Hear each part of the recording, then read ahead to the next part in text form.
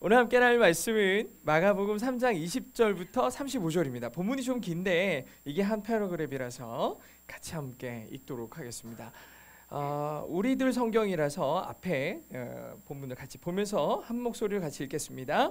예수께서 집으로 돌아가시니 또다시 사람들이 몰려들어 예수와 제자들은 음식 먹을 겨를조차 없었습니다. 예수의 가족들은 예수가 미쳤다라는 소문을 듣고서 예수를 붙잡으러 찾아다녔습니다. 그래서 예루살렘에서 내려온 율법학자들이 말했습니다. 예수가 바알세불에게 사로잡혀 있다. 그가 귀신들의 우두머리에 힘을 빌려 귀신을 쫓아내는 것이다. 그러자 예수께서 그들을 불러놓고 비유로 말씀하셨습니다. 사탄이 어떻게 사탄을 쫓아낼 수 있느냐? 만일 한 나라가 서로 갈라져 싸우면 그 나라가 제대로 서 있을 수 없고, 만일 한 가정이 서로 갈라져 싸우면 그 가정이 제대로 서 있을 수 없다. 만일 사탄이 스스로 반란을 일으켜 갈라진다면 제대로 서지 못하고 스스로 망할 것이다. 먼저 힘센 사람을 묶어놓지 않고 그 집에 들어가 물건을 훔치는 사람은 아무도 없다. 묶고 나서야 그 집을 털 수 있는 것이다. 내가 너희에게 진실로 말한다. 사람이 어떤 죄를 짓든지 어떤 비방의 말을 하든지 그것은 모두 용서받을 수 있다. 그러나 누구든지 성령을 모독하는 사람은 결코 용서받을 수 없다. 그것은 영원한 죄다. 예수께서 이 말씀을 하신 것은 사람들이 그가 악한 귀신이 들렸다라고 말했기 때문입니다. 그때 예수의 어머니와 형제들이 찾아왔습니다. 그들은 밖에 서서 사람을 시켜 예수를 불렀습니다. 많은 사람들이 예수 곁에 둘러앉아 있었는데 그들이 예수께 말했습니다. 보십시오. 선생님의 어머니와 형제들이 밖에서 선생님을 찾고 계십니다. 예수께서 그들에게 물었습니다. 누가 내 어머니고 내 형제들이냐? 그러고는 곁에 둘러앉은 그들을 보고 말씀하셨습니다. 보라, 내 어머니와 내 형제들이다. 누구든지 하나님의 뜻을 행하는 사람이 바로 내 형제요 자매요 어머니다. 아멘. 아멘. 오늘은 하나님의 뜻을 행하는 사람이라는 말씀의 제목으로 함께 은혜를 나누도록 하겠습니다.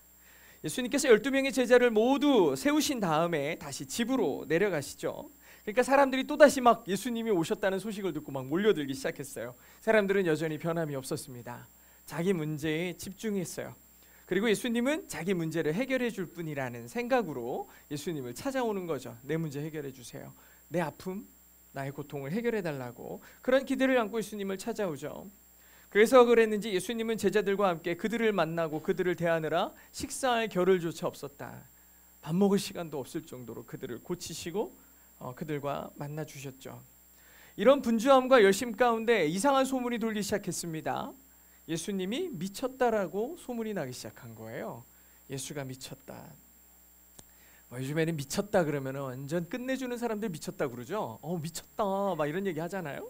정말 너무 멋있고 잘해도 미쳤다라는 표현을 써서 여러분이 혼란스러울 수 있어요. 예수님이 미쳤다 그러면 와 완전 예수님 짱이라는 소리야? 이렇게 이해할 수 있지만 여러분 이 표현을 영어로 보면 뭐라고 써있냐? out of mind예요. 정신이 나갔다라는 뜻이에요. 예수님이 미쳤다라는 표현은 정신을 잃었다 아니면은 비정상이다라는 표현입니다. 다시 말하면 예수님은 지금 제정신이 아니라는 소문이 나기 시작한 거죠. 이런 소문이 퍼지고 퍼지더니 드디어 예수님의 가족들에게도 이 소문이 들어갔어요. 사람들은 예수님뿐만 아니라 예수님의 가족들에게도 비난을 퍼부었을 겁니다. 도대체 자식을 어떻게 키웠길래 저 지경이 된 거야? 부모들은 뭐 하고 있는 거야? 미친 사람을 가만히 좀 잘 돌봐야지. 그냥 내버려 두는 거야? 하면서 별의별 소문이 다 났겠죠. 이 소문을 듣고 어떻게 가만히 있을 수 있겠습니까? 그래서 예수님의 가족과 형제들은 예수님의 뒤에 후반부에 나오듯이 예수님의 어머니와 형제들이 예수님을 붙잡으러 찾아다니기 시작한 거죠. 저희가 이번 설날 연휴를 최대한 활용해서 선교를 다녀왔는데 마지막 피드백을 할 때 선교사님이 자기 교회 리더들과 사람들에게 이런 말을 하셨다고 말씀을 전해주시더라고요. 여기에 왜 선교를 오는 사람들이 어떻게 오는지 아냐. 1년 동안 받아야 될 휴가들을 다 여기에 몰아가지고 이곳에 오는 거고 너희들이 1년 동안 벌어도 못 벌 돈을 내가지고 선교에 오는 거야. 이렇게 얘기를 리더들에게 하셨대요. 우리는 이런 모습을 그냥 받기만 하는 즐거움을 누릴 것이 아니라 우리도 이런 마음으로 선교하는 교회가 되어야 한다라고 리더들에게 말씀하셨다고 하더라고요. 제가 이 이야기를 들으면서 우리 선교팀 멤버들 한 명씩 살펴보니까 이미 소감을 선교를 마치는 시간이었거든요. 그때가 소감을 말해 다 울고 있었어요. 다 울고 있고 뭐 말 한마디 할 때마다 계속 울었던 우리 형석이처럼 다 마음에 감동이 막 넘쳐가지고 그렇게 막 울고 있고 고여 있어요. 다 한국에 가 계시다 다 그러고 있었는데 그만큼 사실 한국에서는 힘들고 어려운 상황에서 선교를 온 거예요. 힘들고 지치고 어려운 상황에서 왔죠. 어쩌면 그렇게 힘들고 지친 일상에서 이런 연휴나 또 설날 같은 경우는 꿀 같은 휴가일 거예요. 좀 쉬고 나만의 시간도 보내고 싶었을 텐데 어쩌면 아까 전에 일정을 보다시피 정말 살인적인 일정을 일주일 내내 보냈어요. 아침 6시에 여러분 일어나자마자 설마 6시겠느냐. 분명히 그 전날 우리 팀장이 그랬거든요. 6시라지만 7시쯤 일어나면 돼. 웬일입니까? 6시에 일어나자마자 막 에어로빅을 하더니 밖으로 다 나오라더니 여러분 이게 저기 아까 줄다리기가 나일론 줄이에요. 누가 나일론 줄로 줄다리기를 해요? 근데 나일론 줄로 하니까 손 다 벗겨지고 막 다치고 피멍 들고 막 이랬어요. 아침에 일어나자마자 줄다리기 할 줄 누가 알았겠냐고요. 비눗물 아까 전에 그 음표 막 바닥 기어가는 거 있잖아요. 우리 상동이랑 둘이 했는데 바닥에다가 물도 안 나오는 교회가 물 막 뿌려놓고 막 그 밑에를 기어가게 막 해가지고 옷 다 젖고 막 그랬어요. 예, 그날 샤워도 안 하고 더러워가지고. 근데 아무튼 이렇게 이런 일이 일어날 줄 누가 알았겠냐고요. 밤늦게까지 열심히 아까 밤 10시에 다 정리하고 나면 10시가 넘는데 그 시간까지 그렇게 수고하고 손에 쥐는 돈은 하나도 없어요. 어차피 우리 게 아니거든요. 그렇게 수고했지만 아무것도 얻지 못했어요. 그런 거를 누구한테 얘기한다고 생각해 보십시오. 교회에서나 이렇게 하니까 아멘 은혜로웠어요 막 이렇게 해주지만 세상 나가서 이런 얘기하면 다 뭐라 그래요. 미쳤다고 그러죠. 그거 왜 가니? 그 돈 내고 왜 가는 거냐는 거죠. 그 돈이면 어디 좋은 숙소 잡고 좋은 데 가가지고 여러분 SNS 보면 다 그런 데서 사진 찍잖아요. 좋은 옷 입고 우리 좋은 옷이 어디 있어요? 다 교회 단체티 입고서 거기에 전용 리무진이 그 앰뷸런스를 수리한 그런 차예요. 거기에 다 짐하고 껴가지고 다 구겨져가지고 있는 거 사진 찍으면서 나 돌아다녔거든요. 근데 너무 아이러니컬하게 그런데 이렇게 찌그러져 있고 꾀죄죄하고 화장도 하나도 못해요. 여기선 다 이쁜 줄 알았는데 거기 갔더니 다 아무도 화장 안 하고 막 그러고 막 이렇게 다니고 그래가지고 다 그렇게 꾀죄죄했는데 너무 아름다운 거예요. 너무 행복해 보여요. 이걸 우리는 미쳤다고 합니다. 비 오는데 웃고 다니면 다 미쳤다고 그러잖아요. 먼지 자욱한 동네에 자기들에게 달려드는 언제 씻었는지 모르는 그 손을 잡고 그 아이들과 함께 노래하고 안아주고 하는 모습을 보는데 다 너무 아름다운 거예요. 사람들의 병을 고치고 귀신을 쫓아내시고 하나님의 나라를 선포하며 복음을 전하시는 예수님을 보며 사람들은 미쳤다고 했어요. 미쳤구나. 미쳤구나. 심지어 율법학자들은 예수님이 미쳤다는 것을 정당화하기 위해서 한 말이 뭐냐? 22절에 보니까 그래서 예루살렘에서 내려온 율법학자들이 말했습니다. 예수가 바알세불에게 사로잡혀 있다. 그가 귀신의 우두머리에 힘을 빌려 귀신을 쫓아내는 거다라고 얘기합니다. 바알세불은 파리의 왕이라는 뜻이에요. 파리의 왕. 파리의 왕 앞에 파리들이 다 조아리지 않습니까? 파리들이 몰려들어요. 그러니까 파리의 왕, 파리들이 몰려드는 아주 더럽고 추한 그 대상을 사탄에다 비유해가지고 유대인들이 사탄을 말할 때 바알세불이라고 그랬거든요. 그런데 지금 뭐라 그래요? 이 율법학자들이 예수를 향해 사탄이라고 얘기하고 있는 거예요. 저 사탄. 예수님께서 바알세불의 힘으로 귀신들을 쫓아내는 거라고 얘기합니다. 귀신들이 예수님 앞에 엎드려져 빌면서 제발 살려달라고 하면서 했던 말이 뭔지 기억나시지 않습니까? 귀신들이 뭐라 그래요? 하나님의 아들이라 그랬어요. 귀신들도 예수 그리스도를 바라보면서 당신은 하나님의 아들이라고 고백하는데 소위 나름 종교 지도자라고 하는 사람들이 한다는 말이 예수를 귀신의 왕이라고 얘기해요. 얼마나 미련하고 악한 사람들입니까? 사역을 하다 보면 종종 억울한 말을 들을 때가 있어요. 그런 사람마다 생각이 다를 수 있고 그냥 뭐 그럴 수도 있지 라면서 넘어가고 무시하는 경우가 분명히 있어요. 모르니까 저런 얘기하지, 악해서 저러지 라고 얘기할 수 있는데 예수님께서는 이 장면에서 조금 예수님이 이 얘기를 들으시고 하신 행동이 저에게 좀 놀라운 부분이 있었어요. 예수님을 비난하잖아요. 사탄의 왕이라고 그러고 바알세불이라고 그러는데 예수님이 그 말씀을 듣고 그 사람들을 부릅니다. 일로 와봐. 그리고 자신이 바알세불이 아닌 이유를 아주 친절하고 자세하게 설명을 해주세요. 이 하시는 말씀을 요약하면 예수님은 귀신이 귀신과 싸우는 게 말이 되니? 사탄이 귀신과 싸우면 다 망해버릴 텐데 그런 일을 왜 사탄이 하겠느냐? 왜 귀신이 하겠느냐? 그들이 힘을 합치면 합쳤지 싸울 일은 없다라는 지극히 상식적인 얘기를 해주세요. 왜냐하면 이 율법학자, 나름대로 말씀을 공부하고 나름 지도층이라고 얘기하는 사람들이 너무 비상식적인 이유를 가져다가 예수님을 바알세불이라고 하잖아요. 그게 말이 되는 소리라고 생각하니? 이리 와봐 하면서 얘기를 해주시는 거예요. 이 비상식적인 얘기를 맞다고 얘기하면서 예수님께 누명을 씌우고 괴롭히는 거죠. 예수님은 왜 이 사람들을 불러서 굳이 이 얘기를 해주실까? 아유, 저렇게 예수 안 믿고 예수 핍박하다 죽어서 지옥에 떨어지면 모르겠는데 예수님은 굳이 이 사람들을 불러요. 일로 와봐. 그런 다음에 이렇게 얘기하세요. 28절과 29절에 답이 나오는데, 내가 너희에게 진실로 말한다. 사람이 어떤 죄를 짓든지 어떤 비방의 말을 하든지 그건 모두 용서받을 수 있거든. 그러나 누구든지 성령을 모독하는 사람은 결코 용서받을 수 없다. 그건 영원한 죄다. Eternal sin이에요. 왜 예수님이 율법학자들에게 이 말씀을 하셨을까? 예수님은요, 율법학자들이 지금 예수님을 비방하기 위해 자기들도 알지 못하는 거짓말을 꾸며내는 행위가 얼마나 위험한지를 그들에게 경고하고 계시는 거예요. 이것은 그들을 비난하기 위해 하신 말씀이 아니라 그들을 살리기 위해서 하시는 얘기인 거죠. 그 진지함이 담긴 단어가 바로 아멘이에요. 여러분, 28절에 나오는 내가 진실로 너희에게 말한다 할 때, 진실로 진실로 진실로 할 때 표현이 아멘이에요. 이건 진심으로 당부하는 거예요. 그러지 마라. 그러지 마라. 예수님은 비유를 마치고 시작하는 단어에 내가 진실로 너희에게 이른다라고 아멘으로 시작하시면서 율법학자들이 예수님을 비방하는 그 순간에도 그들의 무지함 때문에 영원한 형벌을 받게 되는 걸 불쌍히 여기신 거예요. 너희들이 살기를 원한다. 그 영원한 멸망으로부터 구원받기를 원한다라고 당부하고 계시죠. 그럼 그들이 범한 이 엄청난 무서운 죄가 무엇인가? 예수님은 사람과 사람 사이에 일어나는 죄와 비방의 말은 얼마든지 용서가 된다고 얘기하셨어요. 우린 사실 이 말씀이 무척 불편하죠. 무척 불편해요. 왜냐하면 나를 직접적으로 힘들게 만들고 괴롭게 만드는 건 사람과 사람 사이에 일어나는 일이에요. 나를 불편하게 만드는 얘기들은 저의 얘기고 나를 비판하고 비난하는 얘기들이에요. 내가 직접적으로 겪는 일들은 사람과 사람 사이의 말과 행동이에요. 아니, 어떻게 저런 행동을 용서하실 수 있지? 어떻게 저런 사람을 그냥 둘 수 있지라는 끊임없는 의문이 일어나는 건 결국엔 사람과 사람 사이에 일어나는 말과 행동 때문인 거죠. 하지만 예수님의 말씀은 진실했어요. 진중했어요. 그런 죄들은 다 용서받을 수 있어. 하지만 누구든지 성령을 모독하는 죄는 용서받을 수 없다. 그건 영원하다. 우리는 예수님의 이 말씀에 대해서 정말 아멘으로 신중하게 묵상해야 돼요.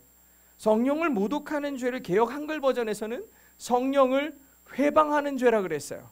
성령을 회방한다, 모독한다, 회방한다, 이 표현을 쓰고 있는데 이거는 둘 다 어떤 주체가 하고자 하는 일을 방해하는 일을 얘기하는 거예요. 즉 성령이 하시고자 하는 일을 방해하는 게 모독하는 거고 회방하는 거죠.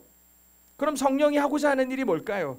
예수님은 끊임없이 이 얘기를 해오고 계셨어요. 예수님께서는 이미 수차례 하나님의 나라를 선포하고 복음을 믿어 회개하라고 얘기하셨어요. 그가 세례를 받고 가장 먼저 하신 말씀이, 선포하신 말씀이 이것이었죠. 회개해라.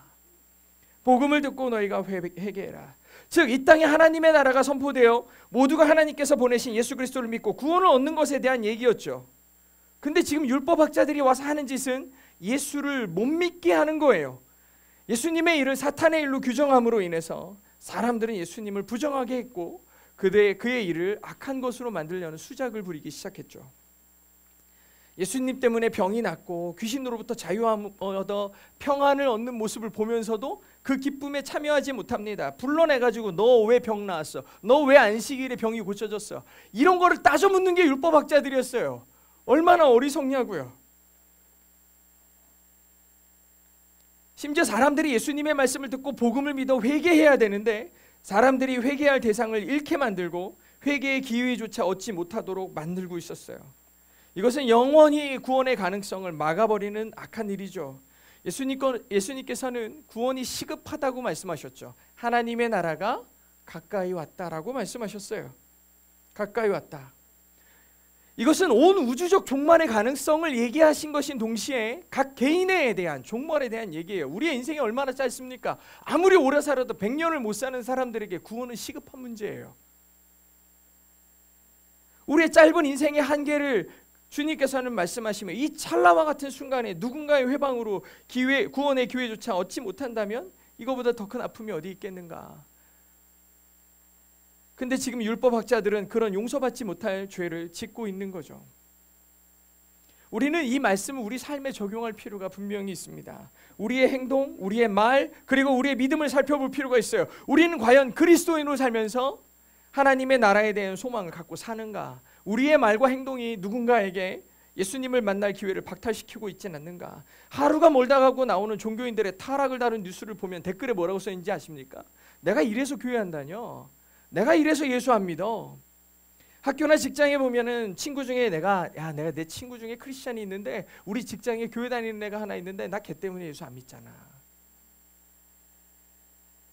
그런 얘기들을 수시로 들어요. 마치 누군가의 잘못, 세상의 다른 사람들에 대한 얘기를 하는 것 같지만 사실은 사람들에게 가장 큰 실망과 낙심을 주고 구원으로 인도하는 길을 막아서고 있는 사람들은 사실 저와 같은 목사들입니다. 얼마나 두렵고 무서운지 몰라요.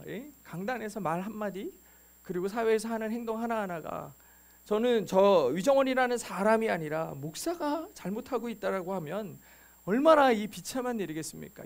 율법학자와 다를 게 없어요. 가끔 보면 신앙적 교만에 빠져서 자기는 당연히 구원받을 것처럼 행동하며 교만한 사람들도 얼마나 많은지 몰라요. 예수님은 그런 영적 상태가 성령을 모독하는 것이다라고 지적하고 계세요. 제가 이번 선교를 하며 가장 충격적이지만 이미 너무 가까이 와 있는 사실 하나를 발견했어요. 저희와 캠프를 하고 함께 있던 친구들 가운데 정말 많은 친구들이 자기들의 성 정체성에 대해서 혼란을 겪고 있어요. 대부분 10대와 20대입니다. 젊은 청년들이에요. 분명히 남자인데 여자와 같이 행동하고 여자인데 남자처럼 옷을 입어요. 심지어 자기를 게이나 레즈비언이라고 얘기를 합니다. 가정에서도 다 인정을 해요. 근데 전혀 부끄러워하지 않아요. 이미 사회에 너무 만연되어 있어서 자연스러운 거예요. 자연스러워요. 저는 크게 표현하지 않았지만 사뭇 놀라고 충격을 받았어요. 더 놀라운 사실은 뭐냐? 그 아이들이 교회에서 엄청나게 열심히 사역하고 있다는 거예요. 정말 열심히 찬양하고 기쁨으로 찬양하고 말씀을 들어요. 얼마나 사랑스럽고 귀한지 몰라요. 하지만 동시에 너무나 안타까웠어요. 저는 이 아이들을 보면서 한참 기도하면서 생각해 봤어요. 예수님은 어떻게 하셨을까? 예수님은 그들을 어떻게 대하셨을까? 저는 구원이 하나님께 있다고 확신합니다. 제가 해야 될 일은 예수님이 하셨던 것처럼 하는 거예요.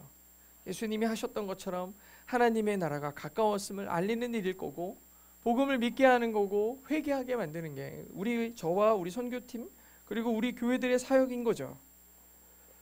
그저 성령의 일에 거룩한 도구로 쓰임을 받는 것뿐입니다. 그들을 향한 하나님의 계획하심이 있고 우리는 하나님의 뜻을 따라가는 길을 갈 뿐인 거죠. 우리는 돌아오기 전날까지 거리에서 복음을 전했어요. 팝업 스토어를 통해서 판매한 모든 금액을 그 지역을 위해 눈물과 헌신으로 수고하시는 교회에 헌금으로 드렸어요. 저는 이 모든 것이 성령께서 우리를 통해 하시는 일이라고 믿습니다. 그리고 그곳에서 제가 율법을 말하고 이게 옳지 않습니까? 이건 말도 안 되는 거 아니에요? 하나님의 뜻은 분명히 이럴 겁니다 라고 얘기하면서 저의 마음속에 있는 그 불편함들을 해소하려고 애쓰지 않았어요. 얼마나 고지식하고 마음이 그런 사람 아닙니까 제가? 그런데 거기서 그 불편함을 해소하려고 애쓰지 않았어요. 하나님께서 그 교회가 그들을 품게 하신 데는 분명히 하나님의 뜻이 있을 것을 믿기 때문입니다. 율법학자들은 병들고 귀신 들린 자들이 예수님을 만나고 그의 인생이 바뀌고 놀라운 기쁨과 평강을 누리는 바로 그 순간에도 그들과 함께 기뻐하지 않았어요. 하나님의 나라를 보고 있으면서도 좋은 줄 몰랐어요. 하나님의 영광이 찬란히 빛나는 가운데도 어둠 가운데 있었던 사람들이 율법학자들이에요. 살인의 음모를 꾸미고 누명을 씌울 궁리만 하고 있는 사람들이에요. 제가 지난 목요일에 이제 새로 처치 플랜팅을 하겠다고 교회가 없는 곳에 사역지를 시작한 그 사역을 하러 그 피딩을 하러 갔어요. 아이들을 위한 선물과 뭐 영화 상영, 주민들을 위한 바자회와 뭐 이런 걸 한다고 하더라고요. 근데 처음 마을에 들어서는데 그 먼지 폴폴 나는데 이게 언제부터 입은 옷인지 모르겠는 옷을 애들이 입고 있고 손이 까매요. 그런데도 와가지고 블레싱하고 하이파이브를 하고 애들이 그래요.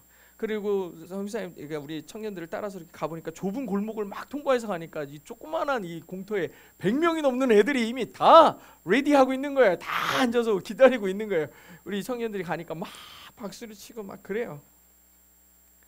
그리고 예배를 하는데 모두 노래를 부르고 막 춤을 추고 막 그래요. 저희가 이 예배가 시작되기 전에 청년들이 다 그 아이들 틈으로 들어갔거든요. 다 뒤에 서고 애들 사이에 앉고, 아까 우리 유선이가 애기 안고 있고 이런 그 장면이 거긴데, 그렇게 함께 춤추고 노래하고 그런데 얼마나 사랑스러운지 모르겠어요. 아니 도대체 이런 데서 어떻게 이렇게 밝고 순수한 아이들이 있을지 상상도 못 하겠는 거죠. 찬양이 다 끝나고 예배가 끝날 때쯤에 보니까 이미 우리 청년들이 애들하고 다 같이 앉아 있고 같이 있는 거예요. 이미 어떤 사람은 아기를 안고 있고 같이 안고 있고 애들에게 무릎에 앉아 있고 기대 있고 하면서 영화도 보고 그러더라고요. 어느새 다 친구가 됐어요. 저희가 매일 밤 한두 시간씩 피드백을 했거든요. 막 밤 늦게까지 가져가지고 이렇게 말씀 보는데 이번 말씀이 너무 힘든 거예요. 다 땅 얘기야.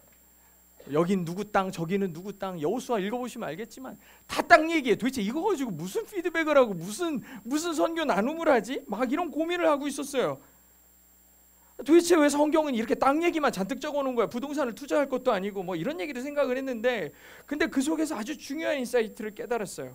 왜 하나님은 이 말도 진짜 안 듣는 이 이스라엘, 특히 저희가 갔을 때 읽은 부분이요, 하나님께서 점령하라고 한 땅을 점령하지 않은 사람들, 그리고 특별히 쫓아내라고 한 민족들을 쫓아내지 않은, 일부러 내쫓지 않았네, 힘이 세서 못 내쫓았네, 이런 얘기들이 들어있는 그 부분인 거예요.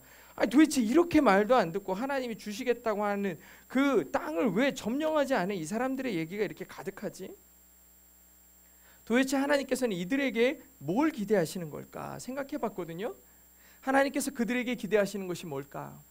하나님의 마음을 이 사람들도 똑같이 갖기를 원하시는구나. 하나님이 기뻐하시는 것으로 그들도 기뻐했으면 좋겠다 라는 말씀이, 인사이트가 생겼어요. 여러분, 우리는 이 이야기 읽으면서 야, 여리고는 뭔 죄야? 거기에 있는 사람들은 뭔 죄야? 갑자기 이 사람들이 빙빙 돌더니 성이 무너져서 다 죽어버리잖아요. 이 성은 무슨 죄고 거기에 사는 순수한 사람들은 무슨 죄냐고. 그럼 우리는 그거 보면서 인간적으로 막 안타까워해요. 하나님의 관점이 아니에요. 성경을 읽는 관점은 하나님이 이스라엘에게 기대하는 게 뭐냐는 거죠. 하나님께서 이스라엘에게 기대하셨던 것이 뭐냐? 하나님께서 우리에게 소망하는 건 하나님이 기뻐하시는 것에 대해서 우리도 기뻐할 줄 알기를 원하시는 거예요. 선교지에 와 있는 우리에게 하나님께서 기대하시는 것이 뭘까? 깊이 생각해 봤어요. 그리고 좀 전에 말씀드렸던 이 마지막 마을에서 중요한 생각이 들었죠. 우리는 거기에 갈 때 새로 다 빤 깨끗한 하얀 옷을 입고 갔어요. 그날 아침에 다 정리한 새 옷들을 입고서 우리가 그 마을에 들어갔어요. 근데 거기에 들어가는 순간 애들이 아까 말씀드렸잖아요. 언제 씻었는지 몰라요. 그런 손과 옷을 다 입고 있어요. 그럼 우리 마음이 어떻겠냐고요. 냄새가 나고 막 이런 마음이 들어요. 근데 거기에 가가지고 걔네들 다 앉고 있었다니까요. 다 무릎에 앉히고 함께 손잡고 찬양하고 있어요. 처음에 들어갈 때 마음이 어땠을지 몰라요. 겉모습으로 볼 때는 깨끗하고 뽀얀 피부에 이 사람들이 그 아이들에게, 그 소외된 아이들에게 들어갔을 때 우리는 어느새 그 아이들과 같은 모습이 되어 있는 걸 발견했어요. 하나님의 나라가 뭘까? 하나님의 나라가 뭘까? 하나님의 통치가 어떤 식으로 이루어지는가? 우리는 하나님을 아버지라고 부르는 사람들이 모여 있는 곳이 하나님의 나라예요. 하나님의 마음에 공감하며 그 마음을 갖고 사는 사람들이 사는 나라가 하나님의 나라죠. 예수님을 미쳤다라고 소문을 낸 사람들, 그리고 그 소문을 들은 예수님의 어머니와 형제들이 예수님을 찾아오죠. 근데 예수님이 그들을 대하는 태도가 너무 이상한 거예요. 33절에 뭐라고 그러시냐? 예수께서 그들에게 물으셨습니다. 누가 내 어머니고 내 형제들이냐? 이 얘기를 보면서 어떤 사람들은 예수 믿으려면 말이야 가족이고 뭐고 다 버리고 믿어야 돼, 다 부정해야 돼, 이렇게 말하는 사람인데 진짜 잘못된 거예요. 절대 그런 의미가 아니에요. 예수님은 지금 일관적으로 똑같은 얘기를 계속 하시는데 성령의 일에 대해서 얘기하고 계시는 거예요. 이 땅에 하나님의 나라가 임하고 하나님의 뜻이 이루어지는 것에 대해서 말씀하시는 거죠. 하나님의 나라는 하나님의 편에 서 있는 사람들의 것입니다. 예수님은 지금 예수님의 말씀을 들으며 하나님의 나라를 꿈꾸는 사람들이 바로 나의 어머니고 나의 형제고 나의 자매임을 말씀하고 계시는 거죠. 34절과 35절에 보면 이런 말씀이 나옵니다. 그러고는 곁에 둘러앉은 그들을 보며 말씀하셨습니다. 보라, 내 어머니와 내 형제들이다. 누구든지 하나님의 뜻을 행하는 사람이 바로 내 형제고 자매고 어머니다라고 말씀하시죠. 저는 이 장면에서 정말 큰 은혜를 받았어요. 선교지에서 매일 밤마다 아까 말씀드린 것처럼 한두 시간씩 저희 동그랗게 앉아가지고 오늘 어땠는지 다 쉐어를 해요. 한 명씩 다 얘기를 나눠요. 처음에는 그게 어색하죠. 근데 하루 이틀 지나고 나면 여기 누워있고 저기 발 뻗고 있고 다 한 가족이 돼가지고 편하게 그날의 얘기들을 나눠요. 뭐 졸려도 상관없고 다 이미 점점 가족이 돼가고 있어요. 이미 가족인 거예요. 같이 마음을 솔직히 쏟아놓을 수 있는 사람들을 만나는 거죠. 우리는 거기에 가기 전까지 각자의 현실에 치여서 서로 다른 삶을 살고 있었다고. 그런데 선교지에 와서 하루 종일 같은 마음으로 같은 하나님의 일을 감당했어요. 똑같이 슬퍼했고 똑같이 힘들어했고 똑같이 하죠. 그렇게 우리는 하나님의 마음으로 살며 하나님을 함께 아버지라고 부르는 공동체가 되가기 시작하는 거예요. 저는 교회는 그런 곳이라고 생각합니다. 하나님의 나라가 반영되어야 되는 곳이 바로 교회인 거죠. 세상은 자기들이 정한 선과 악을 반영합니다. 내 생각에 옳은 것과 내 생각에 그른 것으로 반응하는 곳이 세상일 거예요. 근데 교회는 교회가 세상을 반영한다면 이건 더 이상 교회가 아닌 거예요. 하나님의 나라는 하나님의 선하심이 반영돼야 돼요. 하나님이 기뻐하시는 것이 반영돼야 돼요. 때로 하나님의 선하심에 반응하는 그리스도인들이 세상으로부터 소외받을 수 있죠. 미쳤다고 할 수 있죠. 그럼 우리는 기뻐해야 돼요. 더 미쳐 보이는 거야. 미친 것 같은데 고맙다. 나한테 예수쟁이라고 해줘서 고맙고 내가 예수로 미쳐있다고 해서 고맙다고 하는 거예요. 왜? 우리는 이 세상에 속한 기준으로 판단받는 사람들이 아니라 하나님의 선하심이 우리를 판단하는 사람들이 되기 시작하는 거예요. 이게 교회죠. 교회가 세상하고 똑같은 방식으로 세상의 욕심, 세상의 권력, 세상의 명예들을 추구한다면 이건 교회가 아닌 거죠. 사회 집단에 불과한 거예요. 사교 집단이에요. 하지만 하나님의 뜻을 위해 비난을 받기를 기꺼이 할 수 있다면, 이것이 기쁨이 된다면 우리는 교회입니다. 우리는 세상이 아니라 하나님께 속한 자들로 사는 거죠. 사랑하는 성도 여러분, 오늘 말씀의 제목이 하나님의 뜻을 행하는 사람입니다. 예수님은 이런 사람들이 바로 내 형제고 자매고 어머니다 라고 하셨어요. 그렇다면 우리가 이런 사람이 돼야죠. 이런 사람이 돼야 됩니다. 그저 예수님 주변에 다 몰려있다고 하나님의 사람이 되는 게 아니었어요. 다 무리에 불과했어요. 다 무리였어요. 하나님의 뜻을 행하는 사람이어야 주님과 형제가 될 수 있고 자매가 될 수 있고 하나님의 나라를 소유하게 되는 겁니다. 우리 교회의 슬로건은 하나님의 말씀이 살아있고 공동체가 살아있고 선교가 살아있는 교회라고 했는데, 우리가 이것을 아는 데 그치는 게 아니라 행하는 교회가 되어야 됩니다. 이건 누구 한 사람의 수고로 되는 게 아니에요. 우리 모두가 하나 되어 무던히 노력하고 애쓰는 겁니다. 저는 여러분과 함께 이 길을 주님의 선하심을 따라 기쁨으로 가기를 원합니다. 여러분의 삶에 하나님의 은혜로 충만할 수 있기를 주의 이름으로 축복합니다.